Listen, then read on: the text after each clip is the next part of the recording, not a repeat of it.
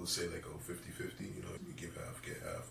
So like if I wash the dishes, she, you know, cleans the washroom or something. What was advised and what is shown is 100 with 100. So it's not, oh, you do this for me. It's not like a give to receive, but it's give to give, you know.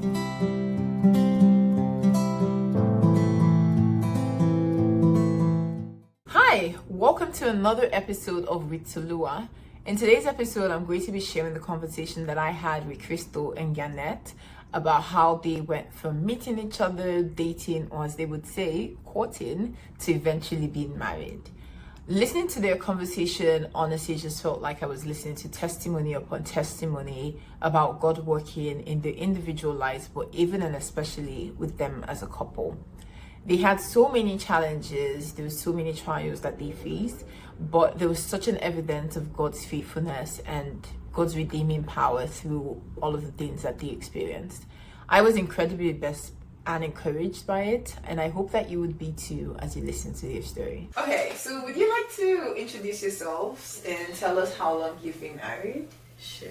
I'm Crystal and Grant. I think I'm gonna let you answer how long we've been married. I'm Grant. I actually had to think about this before you guys came. It's already getting to there where it's like time's flying, but we're 10 months, the 24th of this month, which is April 2024. Oh, 10 months. How has it been the first 10 months of your life? Want us to give you the real answer? Oh, did they? It's been a roller coaster. We always describe it to like our friends and, you know, family and everything, that it's like a beautiful roller coaster. Ups, downs, lefts, rights. It's like, it's God-Ordained, right? Like, you know, God instituted marriage and everything, and like, you know, just talks so much about the mystery behind it and how it relates to like Christ and the church. Like, there's so much to see inside of it. And then it's also like a mirror. It's definitely a mirror. Like, it shows a lot of areas where, you know, you need to grow as a person and whatnot. And there's a lot of fun stuff too. Like, you literally get to spend the rest of your life with the love of your life. So that's the beautiful part of it. No, yeah, you want to begin on that? Well, you summed it up really well.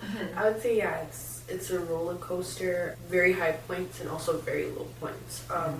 I know they say having a newborn baby is hard, but I feel like I've had having a newborn marriage.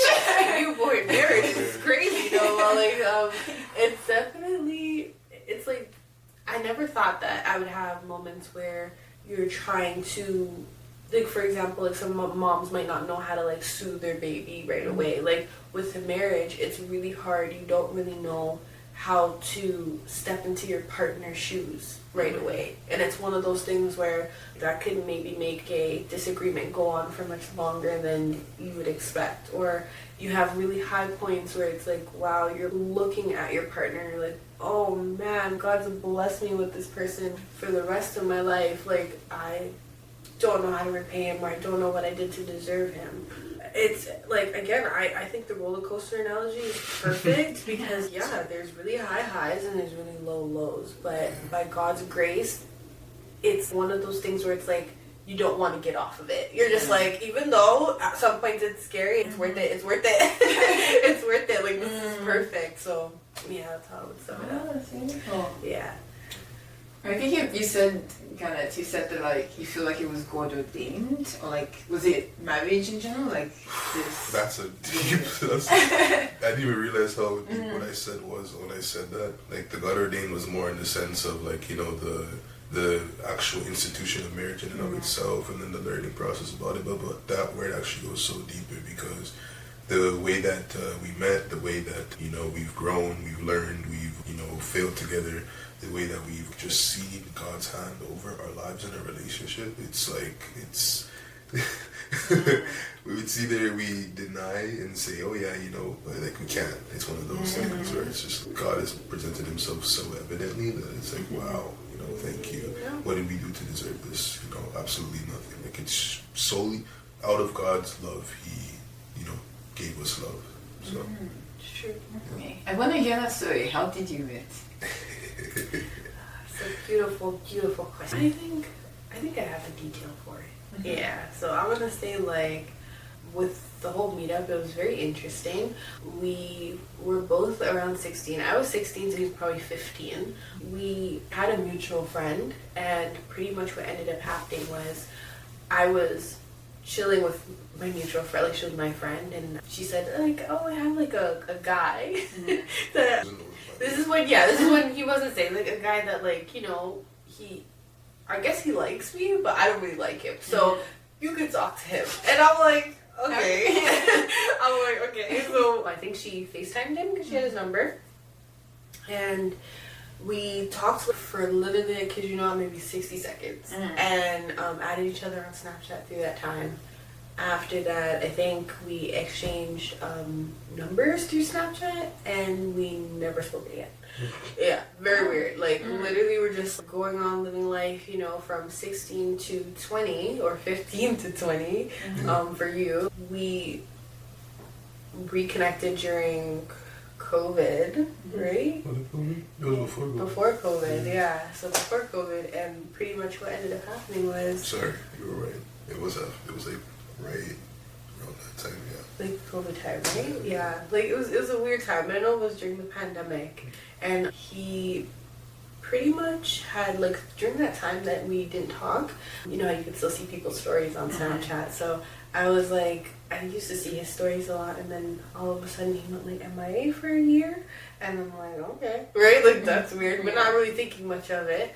And then he popped back up, and now he's posting like Bible scriptures, and like he's wearing his suits, and he's like holding the Bible, and he has this big smile on his face, and I'm like, he's a completely different, like a different person.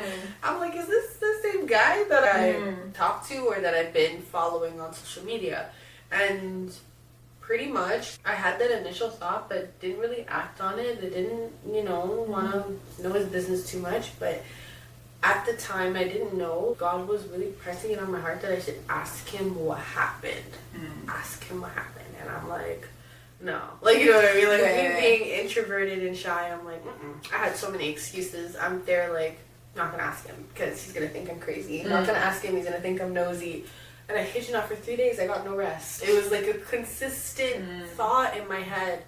And I finally gave in, and I asked him what happened. And he legitimately was so open to sharing what happened, why he's talking about God, why he's so adamant on spreading the gospel, and, you know, just preaching Jesus. And I'm like, and at the time, I didn't really have a clear understanding of who Jesus was to me. So I'm like, okay, that's kind of like, you know what I mean? Like, that's kind of interesting. I don't know if you're crazy or you're onto something. Like, you know what I mean? Like, I'm like, I kind of, and the thing is, with me, I'm weird. Like, again, I like to know why a lot. So I think that kind of just intrigued me more to be, okay, I want to know more. Now that you've let me know the bits and pieces that you did. And he was sweet enough to set up Zoom calls and Bible studies and all these things. And pretty much, yeah, we started off with him sharing his testimony and him giving me the rundown of what Jesus done for him and who Jesus is to him, and like how Jesus changed his life and how he's a new creation in Christ. It was very interesting for me, especially me looking from the outside in. You summarized it, yeah. And of course, from there, we was going through a lot that time. Of course, you know, COVID was crazy. That was bad for all of us. But, you know, of course, God gave us comfort in that in ways. And like she said before that, I was still in the world. I was definitely like deep within sin. I'm not gonna get too deep into all of that, but I was not living right, of course. And I had an encounter with God where he literally revealed himself to me, like, again, in that same God-Ordained way, where it was just like, I couldn't deny what I see. It's either I deny what I see and I'm just lying to myself, or it's truly the living God has revealed himself to me. And there's something I have to do about it. So that was beautiful. And he gave me another gift, which was, of course, my now wife. But of course, at first, it was more of like, in that season, there was a lot that I was going through and she was going through.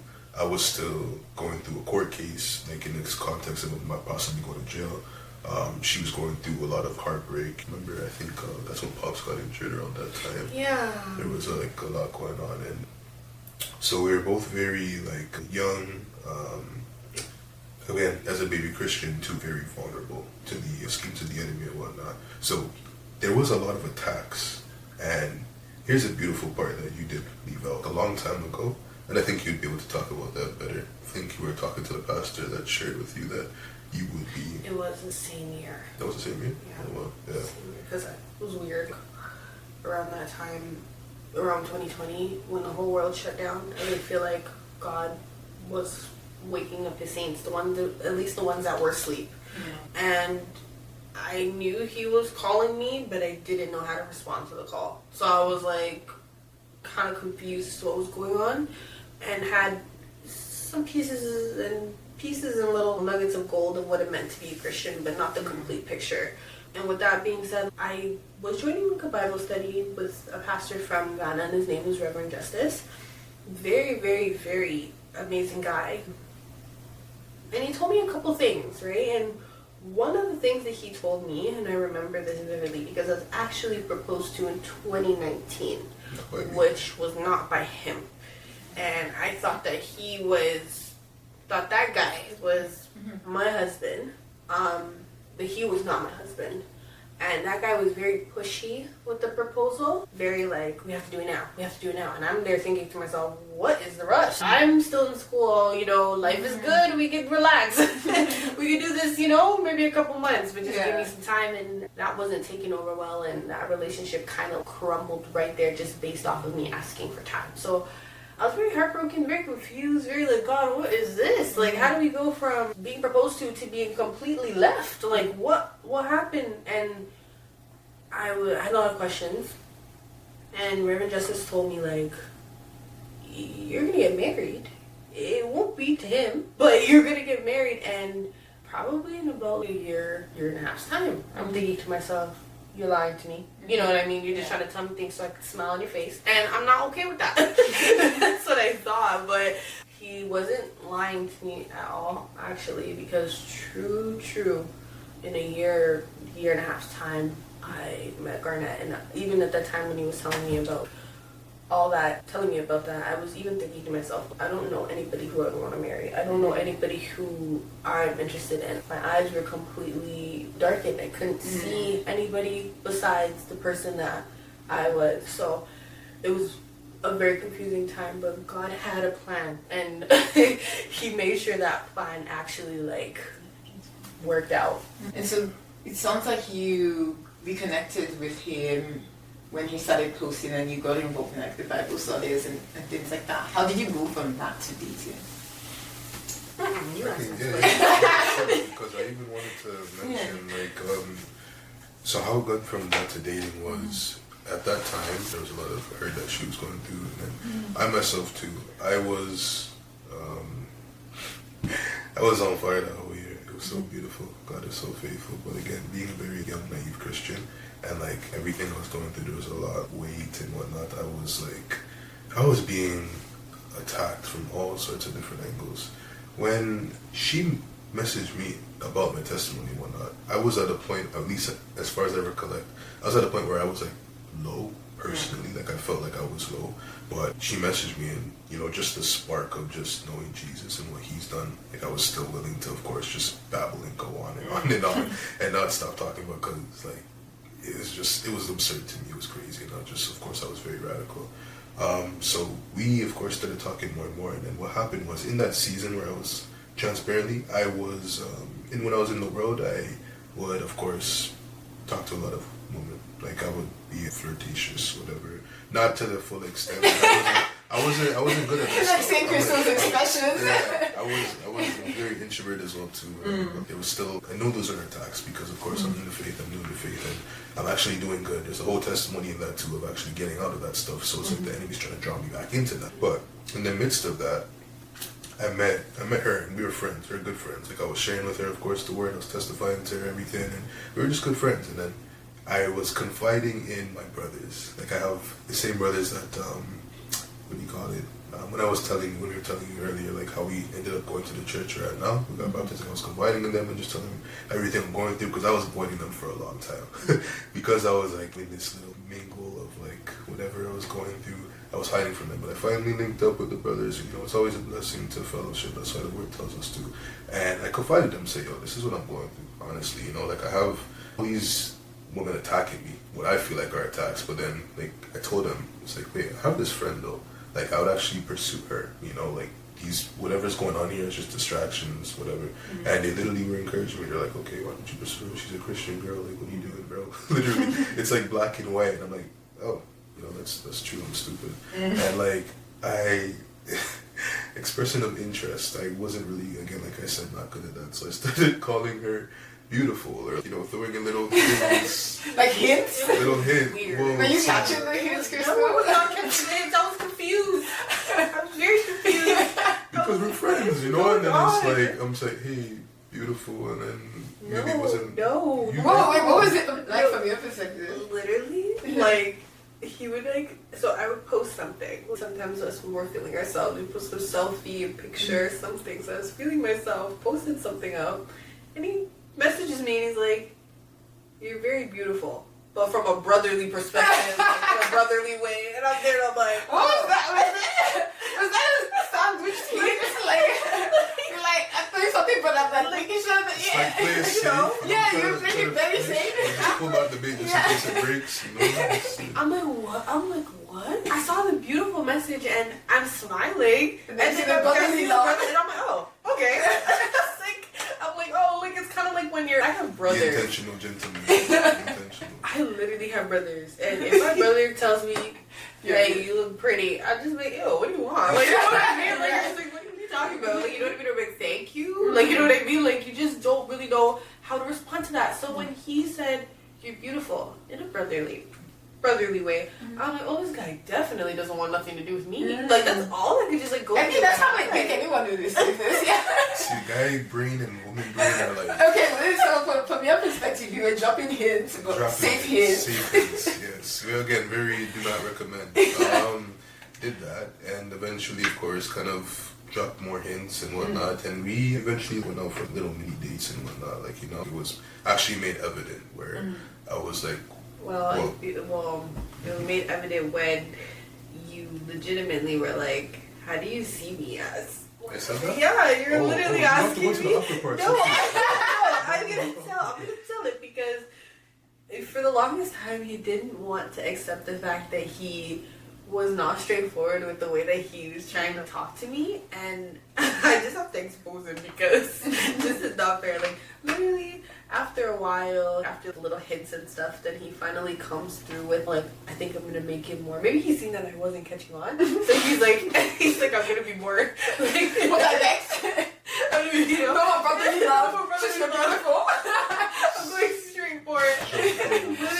It's just like, okay, these little hints are beautiful are not working. I'm gonna go for it. So he's like, how do you see me at? Like, how do you feel towards me? Was this before or after the date? Like, this was before the dates. So it was like, he said, like, how do you see me? And I was like, as a brother. Like, so cringe. And then he's like, oh, okay. And he kind of just went on with life. And I had no idea because truthfully, at the time when he was dropping the hints, God knows, I would have said yes. Like, if he said, oh, I like you, I want to pursue you, I would have make sure. Like, he's never been disrespectful from the moment that he legitimately started to talk to me. So why would I tell him no? You know, he was so different from what I was used to, especially like being a young girl dating in Toronto and the culture around being mean to the girls that you like and et cetera, et cetera. Like, I was okay with it. And then, you know, he kind of, I don't know, his approach was a little weird to me, so I had to play it safe because I'm like, I don't want to say something weird to him, and then he's just like... like, you completely misunderstanding the situation. Yeah. My apologies, mixing was not good. We had the dates part, so that was where the beautiful things happened. Like, the first thing we did was, like, I worked at a restaurant. We went there, we ate food that was, you know, cool, whatever. Like, you know, that was really a date. It was more of us just linking up and doing something nice. But surprisingly, what happened, I think, with that time when we went, we were friends. Yeah. He'd do this sweet thing where he'd come and he'd bring my mom food, he'd bring me food, like, all the time. It was very sweet. And one time he's like, okay, I'm actually going to take you to the place that I work. So I'm like, okay, cool, let's go. And he even confided with me. Like, I think I realized how he has been genuine with me, but I realized how genuine he was when he confided in me about his struggle. Because all of our conversations leading up to that conversation that we had when we went out was more so about me learning about God, asking him questions, asking about his testimony. But that night I seen a different side of him. Like, he told me about the things, he willingly told me about the things that he was struggling with, and then from there I prayed for him, and then he cried, and I'm like, oh, and then like literally, even I usually have this insecurity, or before I had an insecurity with my teeth, and I gave him like the biggest smile, and after I'm like, why did I do that? I feel like I looked so bad, but like I gave him the most genuine smile because I felt like he was so genuine with me, and from that moment I'm like, okay, now he's seeing parts of me I would never show anybody. Now he's being genuine with me. Like, this is just like really, really, I feel was brewing up to be something super special. Even though he was telling me about, his struggles and stuff. And yeah, from there on it was just, it just skyrocketed up. God really did his thing. One date after that I wanted to mention, even that too, like being able to share with you, like virtually the same thing I shared with the brothers. That was a blessing to be able to confide, and like I realized that now more and more, I don't know how I forget these things. I mean, I do know human frail, but like vulnerability is so important when it comes to marriage and whatnot, and it can be hard sometimes, but it's just like our relationship with God. He wants us to be vulnerable with him, not because like we're because he doesn't know anything, but it's for us. But like I want to mention like how it got into more serious things was like we went to see Christmas lights, right? Around like November of that season, and in there was when we literally just seemed like again another like area where God is moving on our hearts, something that we would be able to do ourselves and just kind of showing the gospel. So like what happened was we went to see the lights. I think I brought my sister's car. It was really pretty. I never did that before, but she said she wanted to go see it. I'm like, let's go. And we went, and we were just there, vibing, talking, whatever. And that's where I think I kind of told you more straight up again, like that I had interest in you, but I had to tell her more transparent. No hints anymore. Straightforward now at this point. Very straightforward, and we even had more vulnerable discussions where I openly said, okay, before we even get into this, and I love the way that you explained it. I know you've shared it before too, but I'll try my best. But just in the context of like what I'm actually going through, because again, I just came out of a worldly lifestyle of doing whatever these Toronto people do. I just came out of jail. I could potentially go back. Didn't even finish high school yet. All of these things are like the odds are against me.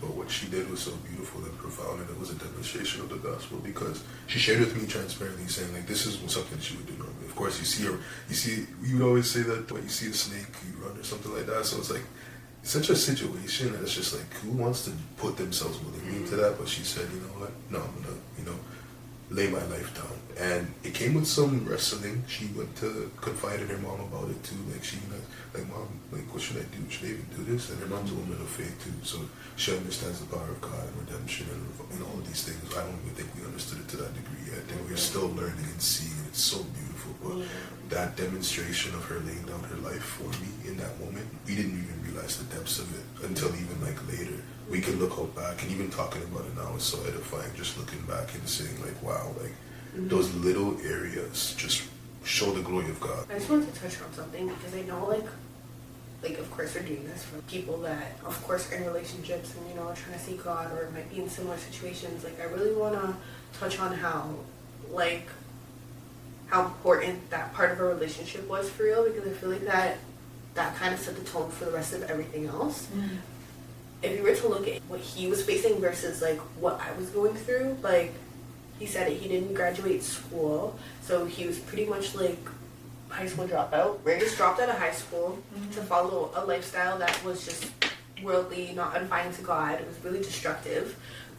Actually suffered the repercussions of that. So in terms of that, he was going through a court case, like a trial, all of that.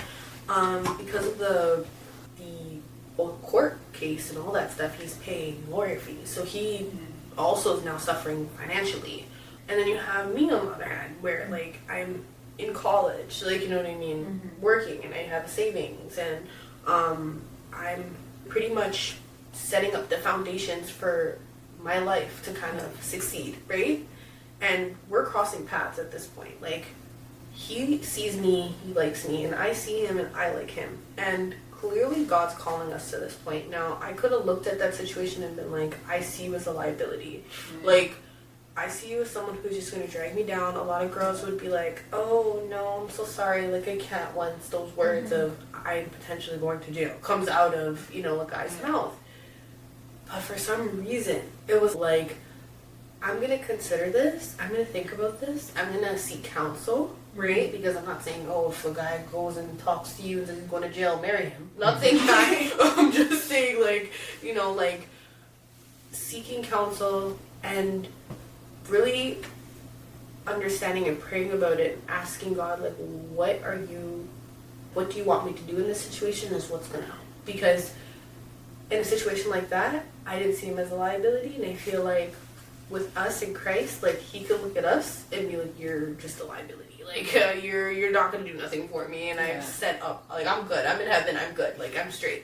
But instead, he's like, I love you, and he put down his life for us. So in that situation, without us even knowing, like, what Jesus actually did on the cross that day, we had, like, he showed us through our actions in that one point. Literally, Garnett asking me if I would be okay with it because he cares about me, and me pretty much coming back and saying, like, yeah, like, I am going to be okay with it, and this is going to work out with us without us seeing where we are right now today. You know what I mean? And it's a lot of faith. It's a lot. Yeah. And can I ask a little bit more about what that, like, discerning process was like for you? Because you mentioned seeking counsel. Yeah. How did that sort of help in your process, and what made you go ahead with it? So, as he touched on it, before doing grace, I was very selfish. I really thought about myself, thought about how I could get ahead in a lot of situations, and wouldn't really care about, you know what I mean, the next person. Like, don't get me wrong, occasionally help people here and there, but, like, really looking at, like, the truth of the matter, I don't think I would have laid down my life the way I did. I could truthfully tell you that when he said those words, it was like a ball, like a very heavy ball coming and just crushing me, because I was already starting to develop feelings for him. I was already starting to like him a lot, and hearing him say, like, oh, like, you know, I can go to jail, I'm like, God, what is this? Like, you know what I mean? Like, I'm like, I don't understand what's happening. I just feel like it's just a whole bunch of unfortunate circumstances. But, like, knowing my mom, she's a Ghanaian lady born in 1959, okay? She does not play with jail or criminal activity, any of that stuff, right? So I go to her and I tell her, I'm like, Mommy, you know, so Garnett pretty much told me this, and I don't know if I can do it. Like, it seems like a really heavy weight to put on myself right now. And she looked at me and she's like, I know, my baby, you could do this. And I'm like, what? Like, you know what? I'm expecting her to be like, no, don't do it. Yeah, like criminal activity, no. And she's like, no, you can do it. Literally, she's there giving me the green light, thumbs up, and I'm like, am I in an alternate universe? Like, what is going on? So as I'm there scratching my head, I said, God, you have to be doing something, because this doesn't make sense, you know? So just based off of her reaction and knowing how she is, if you say, like, I kid you not, if you say the word marijuana to my mom, like, she would have a whole fit. Like, Steve does not like anything, like, anything that's just, like, not good for you, anything has to do with criminal activity, bad behavior. Oh, my mom has a story to tell. So, with that being said, seeing her reaction and seeing how she responded to what I told her, I was like, oh, okay, no, then this is not a joke. This is real, right? And that gave me, like, that literally helped me muster up the courage to tell Garnett, like, yes, I'm still willing to be your girlfriend, despite you facing these challenges. And yeah, I don't know how that happened today. I'm still shocked. It's a miracle. Literally within itself. Wow, that's so moving. I was just gonna say, definitely on my side again, because, like, I was so, I want to say new to the faith. I grew up Christian, but not, again, like, understanding the depths of it. And I didn't seek as much. Like I sought counsel. I guess that was the Lord leading us to do these things. Because out of my own understanding, I don't think I would do that, right? Because again, like we could be very selfish and like think just like, yeah, I gotta figure it out or whatever. But something cool was that I don't. It's not cool. It's a paradoxical thing, and I'll explain why. I don't remember praying too much into these situations. What I know now, what I would say and advise someone to do as a Christian and whatnot, of course, is to seek the counsel of God, to spend time in His presence, etc., which I'm trying to develop more of a habit of as well too. But like, not doing it as much and still seeing His grace that is sufficient in those times where we're weak, and it's something that even literally just like before you guys came, I said to my wife that in our weakness He's made strong. What was it about her that made you want to? Because before you got to the point of like being vulnerable and see her like being willing to lay her life down for you, what was it that initially made you want to like? It was more so of like I don't know if it was just a prompting or just her. Like there was no one like her. Like literally, like no one. that I knew like her, no one that I will know like her, no one that is like her. She just my Crystal. Okay, like that then, actually of made my course, heart warm. Yeah. Like I had like a like even when we were friends, I had an emoji for her, and that's her emoji right to this day. Like just like like when Adam said to Eve, like he saw her. It's like bone of my bones, flesh of my flesh. Like it was just there's something about her, and I had to learn more and more about her to see her nature and see why she is the one for me. So it was definitely over time learning who she is and growing in love with her and whatnot. But at first glance, it was more of just like, hey, there's a spark here. It's gonna this fire needs to go, like something there. So yeah, I call her my gift from God. I call her my blessing. Like my Eve, my my love. So, It's really cute. I hope that answers it. I feel like there's more that I can put into there, like a lot more, because I'm trying to really look back to and say, okay, what was that one thing? Because even when we were coming to get married, and I was getting counsel, I have an older brother, he's married, and he was counseling me, and it's just like, how do you know that you found the one, right? Like, and the thing that he said was, she's gonna have that one thing that no one else has, that no one else can provide. And yeah, with Crystal, of course, that was, like I said, like her laying down her life for me and her being, made for me, literally, a companion made me for me. And that's what I see in Crystal when I saw it, someone made for me. Yeah. I guess I was gonna ask, like, so after you said yes, like during that dating process, because you were dating and kind of with the intent to get married, right? What was that like, and how did you? Yeah, that's a good Can I say question. something quick? What do you think about your answer? Yeah. The thing too, I was in Christ, and I was going through so much that literally I got knocked off the trails, and I did backslide a lot. So in that dating field, there was the understanding of how, God's purpose for marriage is, but when you get blinded, it becomes so eroded that literally the vision of marriage wasn't the goal anymore. The dating process, well, he pretty much summed it up without giving the details, pretty much. So we had the initiation where we initially liked each other, God gave us the thumbs up, and clearly we went for it. We started to date each other. And we're going to use the right words, like dating, courting, all those, because there's actual significant differences in each stage. I was going to ask about that.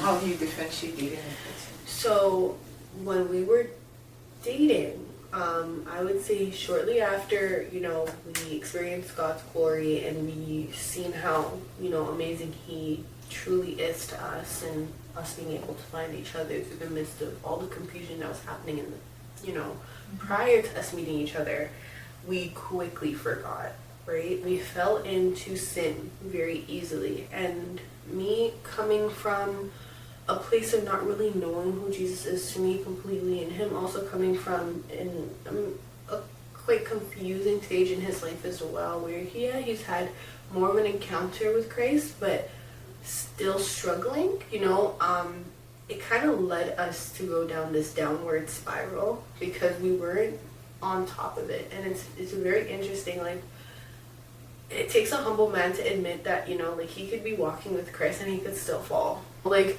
he could be reading his Bible, you know, daily, he could be praying and still fall. And it's literally us relying on God, where to the point where we're like, we are weak and we know we're weak, that it's literally his strength that's going to be shown through our weakness. And definitely in that time, we fell into sin, fornication, drinking, unfortunately back to smoking, all that stuff. And we were literally living blind for about a year. And it's crazy because God was still being sovereign through that graceful. time. We don't deserve it at all. Yeah, like he was being sovereign and like graceful and still loving through a time when we literally just like turned our backs on him and we're just like, yeah, like, you allowed us to see each other, know each other, love each other, and deuces, we don't need you, which is really, really upsetting and sad to look back on. But through that time, our relationship really went through turmoil. Like, we put ourselves up. Like, I really do believe that obedience allows a special covering to kind of come over you. Like, God allows a special covering to be placed on your life and placed on the things that you do because you're obedient to him. And unfortunately, that covering was kind of unveiled at that time that we were being disobedient, because in that time, we really, our eyes were full of darkness to the point where just common food right now, you can go and, you know, grab a piece of toast if you want to, get some cereal, you know, it became one of the biggest fights we've ever had in our relationship, which is crazy, you know, and that's just because of that lack of obedience to God. And we were going through clearly this moment of power struggle, you know what I mean, and trying to dominate one and whatever and whatnot, when we're supposed to be looking at each other as a team and trying to work with each other. So it's just like, just to speak on how ridiculous things can get when you're truly trapped in the darkness of this world. It can get real crazy, and that's why we call it dating, because I believe at that time, since we were so blinded by everything else besides, you know, God's true purpose of being with another person, we were just with each other to be with each other because it was fun, you know? And that courting would be when the Lord revealed himself to us in such a mighty way, so we were actually literally one day just, you know, with each other, whatever, and literally, like, you could see a veil come off and you could see just your sin. Yeah.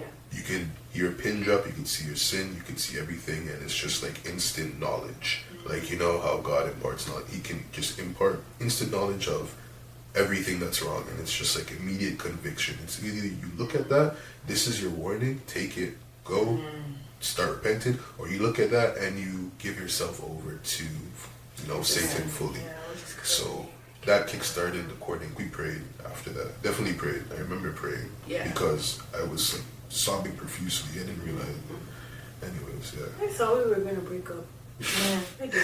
I thought we were gonna break up. I was like, oh man, because it was like we were chilling with each other, and it was like at that moment, like split moment, you like look at each other and almost can't even recognize each other. Yeah. It was so weird. Like, and I've never experienced anything like that. And it's like I could see him in his filth, and he could see me in my filth, and we're like looking at each other, and we're like, ugh.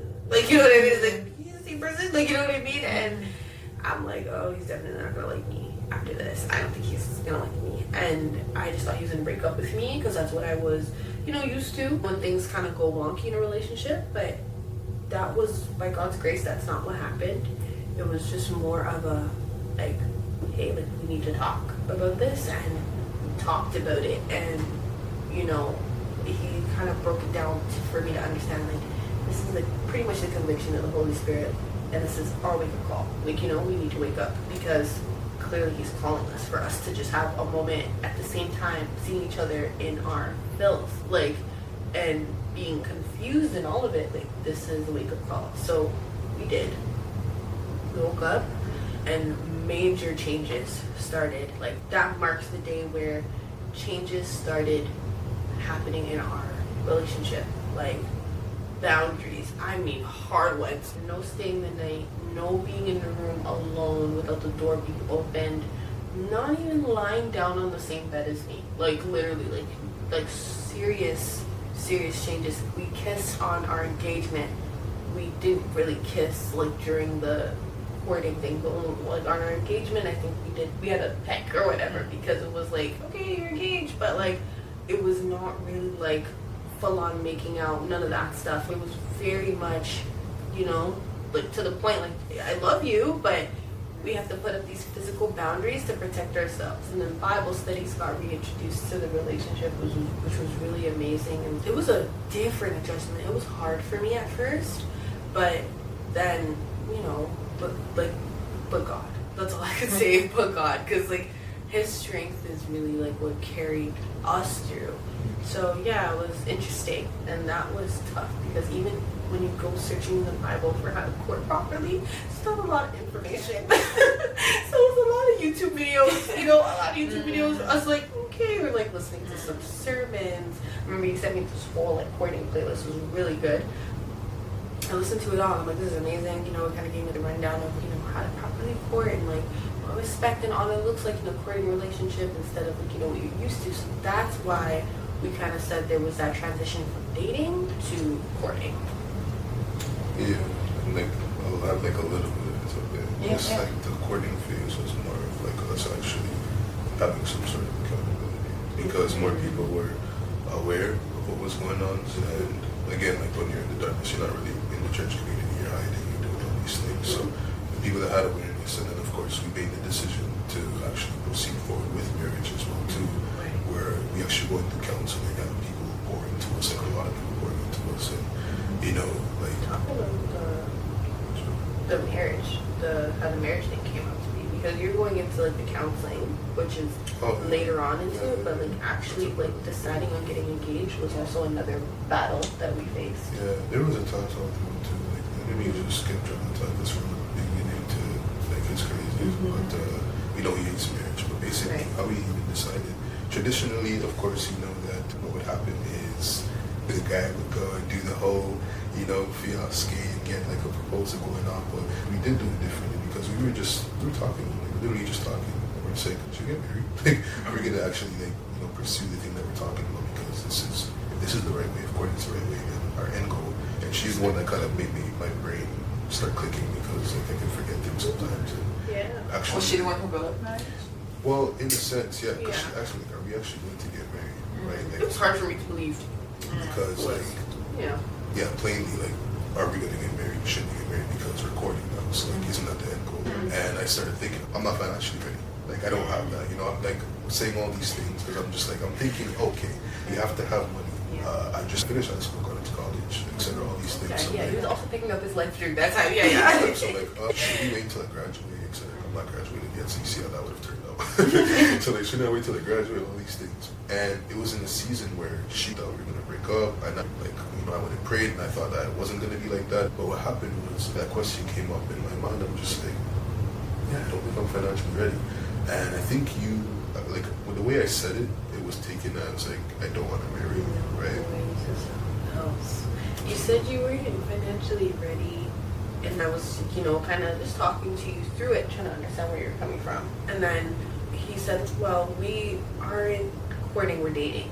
And I'm like, what? Like, you know what I mean? Like, it just came out, and it was almost like word vomit for him. Like, I don't think he really understood where he was coming from. So when I heard that, I was like, but I thought that we were courting. Like, I was very confused, and also the whole kind of us also trying to understand what it meant to court each other and all the boundaries we put up and how we stopped and we turned away from our old ways.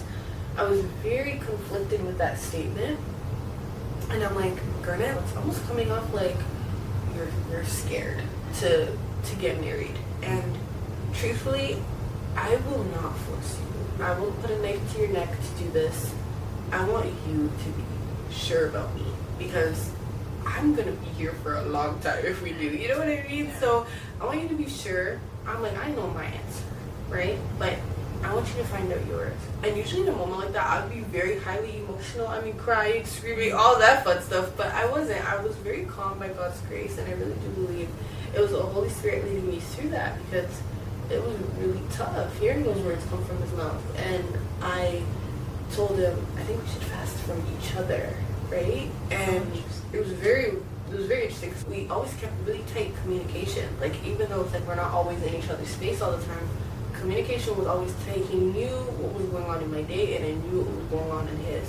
So with that being said, I said we should fast from each other, which probably was a little bit of a blow, right? Because it's like, fast from each other, usually you fast from food, you fast from, you know what I mean? Like, yeah, that's what I was doing, yeah.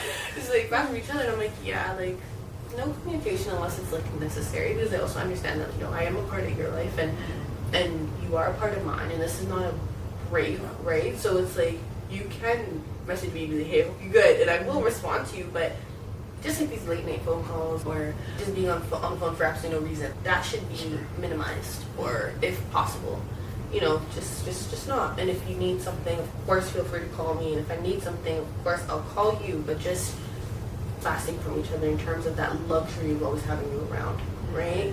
And yeah, we did that.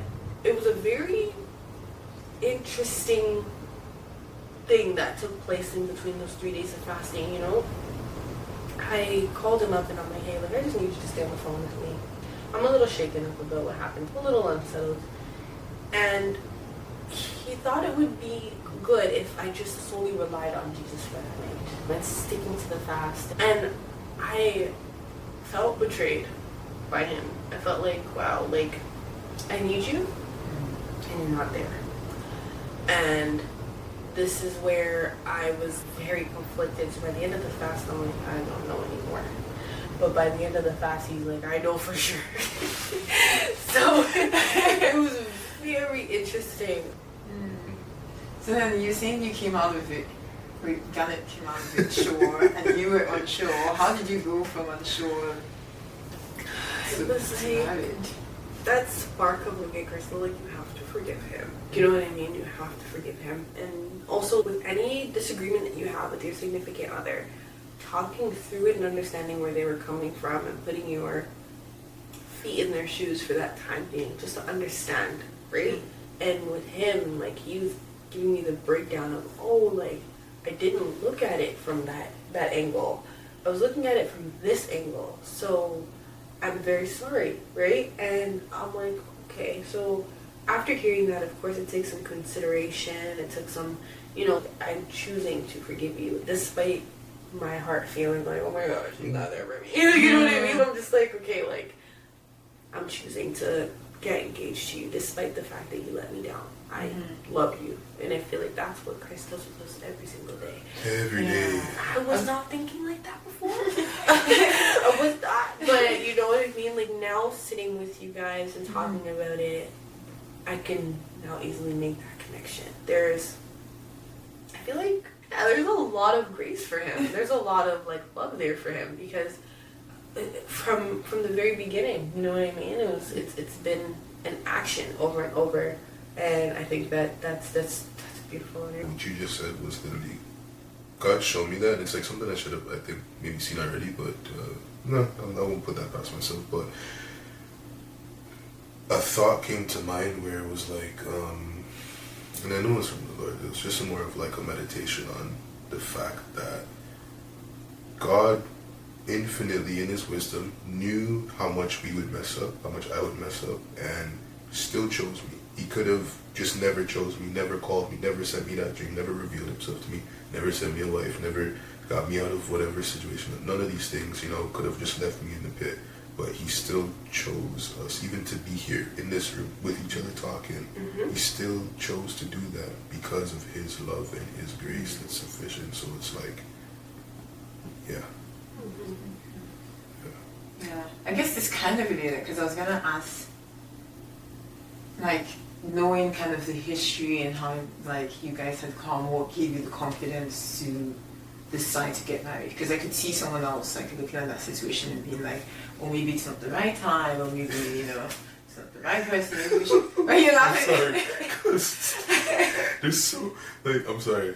I'll go quick, yeah, but like, because even during the whole courting process, there was still a lot of like mess ups, like bad mess ups, and like, for example, there was a moment in time that I remember yelling at God because I felt that he abandoned me. I felt that I was betrayed. I felt that the audacity. But I just did to God and I feel betrayed, huh? Oh man. Like that. It's like, wow. I didn't think about it, sorry. Yeah. But yeah, like stuff like that.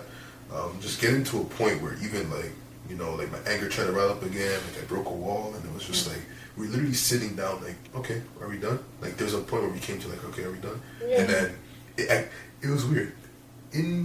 I don't want to say in the spirit or whatever, but like it felt like there was like applause from the enemy for a second, but then literally a thought came where it's just like, wait, no, that's not how it works. We're good, you know. And then I literally just, it was almost like there was like a sadness from the from the enemy, you know, like they were entertained for a moment, but it's like, no, you didn't get us. Because literally, when I say attacks are on marriage, we can see it in this culture, in this generation. There's an attack on the mandate that God made through marriage, through a man and a woman. But what God came and told us to do is to love one another, to, you know, prefer each other above ourselves. It takes a lot of learning and whatnot, but that's ultimately how we came to that decision. Again, like through that whole corner thing, doubt arised, you know, like conflict, all these things. But the decision to actively love, to actively forgive, that 70 times 7, no matter how hard it is, no matter how hard you get, it's like that growing. And especially as we grow in Christ, like again, it's been like maybe 4 years since the Lord revealed himself to me, 2 years since, you know, we actually started walking faithfully. And growing in the grace of God comes with maturity. It comes with more patience. You know, we grow in the fruit of the Spirit. So all of those things are beautiful, but they do come with experience. God made Abraham wait how many years for the promised son that you know. So I think patience and just reliance on God allowed us to come to that altar and give him the glory for keeping us together. It's true. So a lot of attacks. It's interesting because at the time when we were just living for each self-pleasure, even though the uncovering of, you know, like that special covering God places over you when you're obedient, like even though that was like, you know, unlifted and enemy was just having a good old time, we weren't really getting attacked where it was like we could see it. You know what I mean? And then when we started to change the way that we approach the relationship and we approach it from a more godly point of view, then we started seeing, you know, attack here, attack there. I would say 1 or 2 sprinkles, okay? But as we now transitioned into the engagement phase, now we're seeing rain. I'm talking storms we've never seen before. We're thinking to ourselves, wait, what? Like, we're literally looking at each other like, this cannot be real. It very much was real, but it was all to display God's glory. And it was just like, just all the attacks leading up to it, it was really a lot.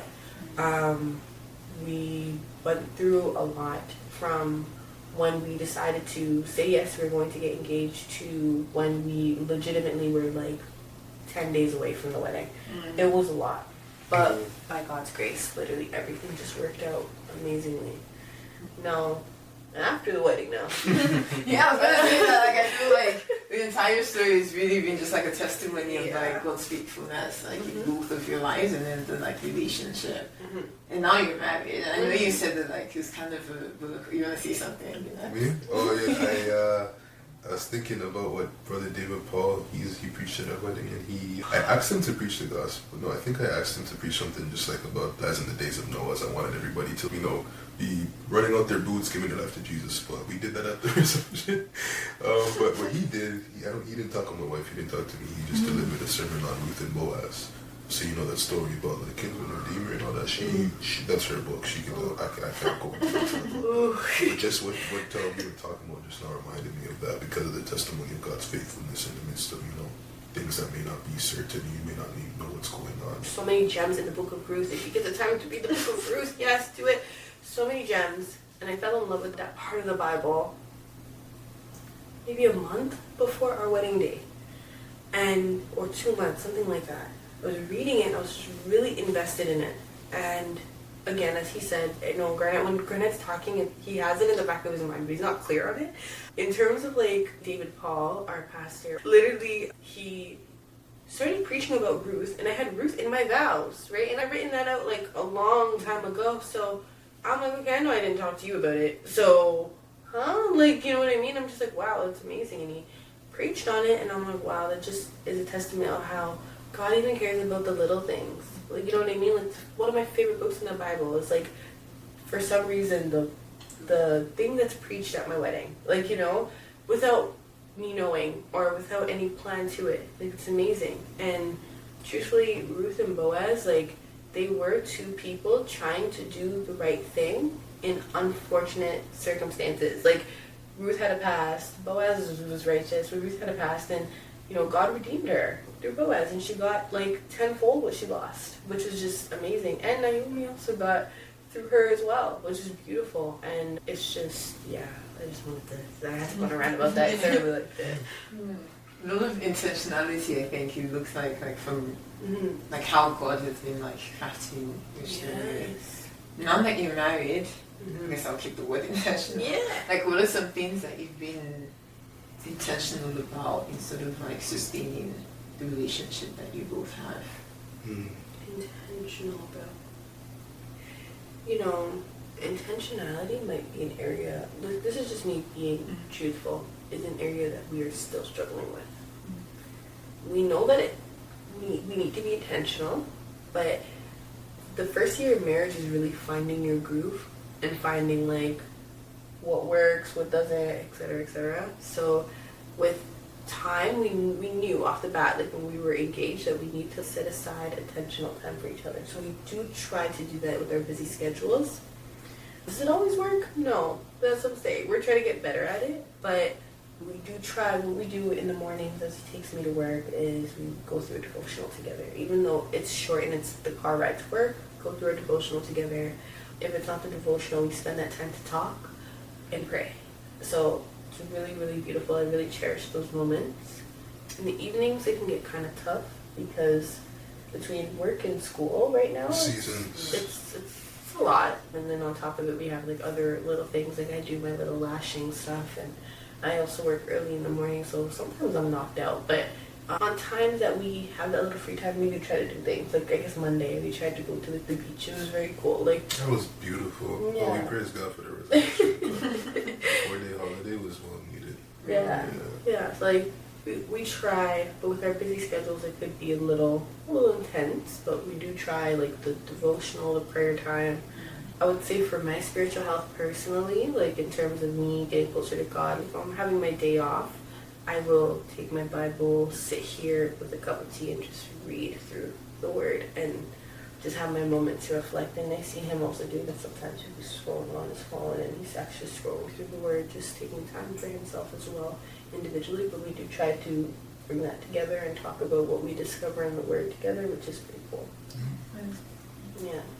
So a big part of our intentionality and time spent together, of course, is with the one who brought us together. Of course, go to church together, that's a big part of it. We do a lot together, literally our whole lives. We literally became one flesh, I bring her to work, and it's at first, of course, like waking up at 4 a.m. was like, what are we doing up at this time? But it adds into more time we get to spend together, again, amidst the busy schedule. So that's one thing too, like being able to, again, kind of lay down your life in that area to reap the blessings of those little small things, because every day counts, right? It's a blessing to be able to extend this much time doing activities, like if you said, like even we started swimming lessons because we don't know how to swim, so doing stuff like that, learning life skills together. We're gonna go to Mexico end of this month. It's coming soon, so that's gonna be our first out of country traveling. Out of country, yes. Yeah. We've gone to like Vancouver and stuff, Montreal, but first out of country experience would be pretty cool.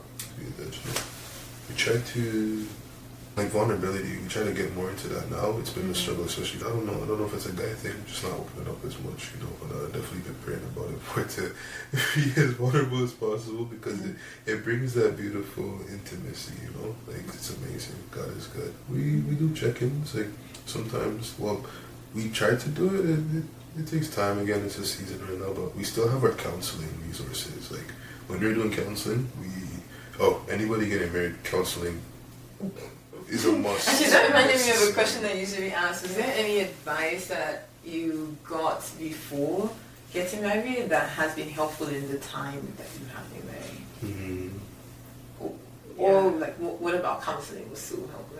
Counseling was really good because it makes you ask those questions that you probably wouldn't think of on your own when discussing certain things with your partner. But outside of counseling, like my advice was very, I would say, more visual than someone saying it to me. Like my parents had been married for a very long time, and divorce was just never really talked about or brought up. And I feel like with that mindset of seeing them together and them facing anything together, I'm like, I want to be like that. Like, I want that strong a foundation of a marriage, right? So that was not really verbal, that was nonverbal, but that was like some advice that I seen from them not taking divorce lightly.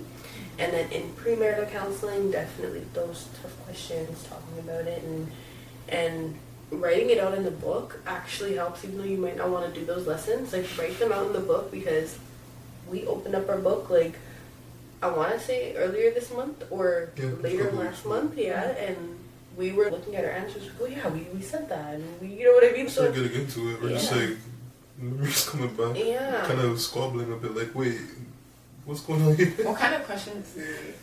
Like chores, splitting up. It gets deep too. It does get deep. It starts family history. What do you expect for children? Boundaries you set around your family and yourselves, because another thing is splitting off from your family. Like, his mom really loves him, and like my family really loves me. So imagine, like, when we said we were moving out, everybody was like panic. Like, you know what I mean? Like, what are you guys talking about? You know, we said we were getting married. Everyone was like, you know what I mean? So it was just a lot of like, aren't you young? Aren't you this? Aren't you that? But like, no, really, I don't think so. You know, God calls you to do something. You're not gonna be like, oh, I'm sorry. You're not gonna be like Moses at the beginning, where you're like, oh Lord, I'm sorry, I can't do it. You know what I mean? Like, no, you're not. You're gonna do it. Yeah. So, with that being said, like, it was definitely just like there was some tough questions about like him. I'm not gonna lie, he had to face a lot when it came to like, his mom, having tough conversations. I had to face a lot when it came to like my family, my sister in particular, because me and her are like glue. So, oh man, like with her, it's not like, you know, I'm still your sister. He's not stealing me. You know what I mean? Like, you're getting a brother, you're getting a little brother, and she's like, what? Like, I never asked for this. Now she like is in love with him. Thank the Lord. But before she used to be like, not you. Very suspicious. Like, where did you come from? Yo, are you still in my sister? Literally. But now, you know, like, so just like those tough questions that you just wouldn't really think of, you know, on your own. Yeah. Biggest one I would say advice from that counseling was something that I think some people talk about a lot, is just the effort that goes into the marriage. You know, people will say like, oh, 50-50, you know, you guys, you give half, get half. So like, if I wash the dishes, she, you know, cleans the washroom or something. What was advised and what is shown is 100. So it's a very concept of like, it's not, oh, you do this for me. It's not like a give to receive, but it's to give, you know, like the same one.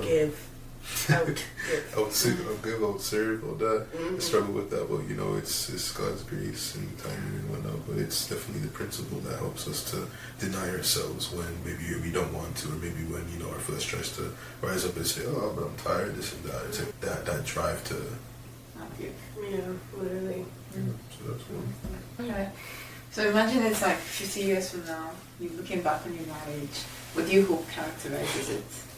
Characterizes, wow, that's a word. Obedience. Amen. Obedience. Yes. I'm sorry, but like, one thing, even when I had no idea what I was praying, I used to just pray to God, oh my Father, even if I run away, please just pull me back with a leash. Pull me back. Please, I don't want to be far. Pull me back. And I used to pray the craziest prayers, and I don't even think I understood what I was praying, but I pray a lot and don't even realize the depths of literally, it. like, I'm there like, Father, pull me back. Don't let me go. Don't let me just catch me. Like, anyway, so I would say, like, obedience for sure. Because I want to have a major comeback. Like, think of Peter when he was with Jesus, and then think about Peter when Jesus died, and he was able to, like, he started developing the fruits of the Spirit and actually, like, understanding the gospel and spreading it. Like, he turned into a whole, you know, like a different person. Like, I want to see that transformation. I want to see, like, us growing closer to the Lord, being obedient in 50 years, still choosing to love each other, right? And of course I want to see, because I'm still a little bit shaky on how we are going to, like, what our ministry is going to look like as a married couple. So I'm very interested in seeing where God leads our feet in terms of our ministry in 50 years. Like, we probably have a good understanding by then. So I really want to know what that would look like. You said it beautifully. I don't even know if I cannot. I was. You like plus one? Yeah. Copy and paste. Copy and paste. Yeah, I can. Can I think of anything else? Yeah. A lot of little ones. You know. Oh, a lot of little ones. Oh. Like 7, maybe. No. You say 7? Yeah. I mean, yeah, 7 is good. You know what? I'm not gonna lie, like, because this is not the first time he says something crazy like that. So I'm not gonna lie, like, whatever the Lord wills, let it be done. Yeah. You know what I mean? Yes. But Father, I don't know about 7. I don't know about 7 at all. Like 7 is tough. But if he says 7, I mean, I can't really fight him, can I? Yeah. So, but yeah, that's definitely what it is. Alright. Last question. Mm-hmm. If you were to describe your relationship in each other in one word, what would it be? Roller coaster. Roller coaster is good. I was thinking local. Amazing. Local. Oh, local. Local. Oh. Like local. Like Spanish. Crazy? Yeah, because we're You going to would say Mexico. crazy? Yeah, we're crazy. We're very Calling me crazy? Yeah. We're crazy. Very loving. One word. Oh, sorry. Choose. You don't want him to go with local? No. Not for us, babe. There's so many beautiful words I could use. I use this word. Koinonia. Oh, koinonia. Mhm. That's cute. I know it's mainly for fellowship with God, but it's also fellowship with other believers as well. The fellowship that we have with God and the fellowship we have with each other, and just the importance, like you said, of communication. Yes. How it reflects in our marriage, and it's beautiful. So, Mm-hmm. I have a friend, a good friend, Yeah. best friend. Yeah. So perfect. So that was Crystal and Garnett's story. Looking back on their story, the word that comes to mind is restoration or redemption. There was such an evidence of God's faithfulness through the challenges that they faced, and even when it was at a point where it seemed like there was no hope of the return, God was able to restore things to far greater glory beyond what they could have imagined. And so I want to encourage anyone who is experiencing challenges in their relationships where it kind of feels like it's the end of the road and there's no path forward and it's unclear how God is working in and through it, to continue to just have faith that if God has brought you together for a purpose, that he will walk all things through in a way that gives him glory, and it's just such an evidence of his love for you. I personally will be living with that reminder of God's faithfulness, and I hope that you do too. So thank you so much for watching. I hope you're blessed by it. Please don't forget to like, comment, and subscribe. Bye. Our goal was, at the end of the day, always pursue God, pursue Christ, pursue the Word. And if our paths seem to be, if our goal is still the same, Christ, and our paths are this way, they may cross at some point, right? So if we from here start just going this way, then we are losing sight of the goal, right? And so as long as we keep going, and then if God wills, then our paths align one day, then that's kind of thank God. But yeah, we didn't want to focus on each other. Yeah.